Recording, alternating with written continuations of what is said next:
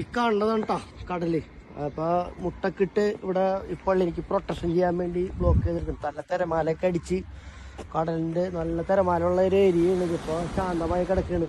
ഈ കാണുന്നതായിരുന്നു ആദ്യത്തെ പള്ളി. ഇത് കടലിൻ്റെ ഒരു ഏകദേശം കുറച്ച് ഇതായിരുന്നു. അപ്പോൾ കടൽ ബാക്കിറങ്ങി പോയി. അപ്പോൾ അതിന് മെയിൻ പള്ളിയായിട്ട് ഇതാണ് വെച്ചേക്കുന്നത്.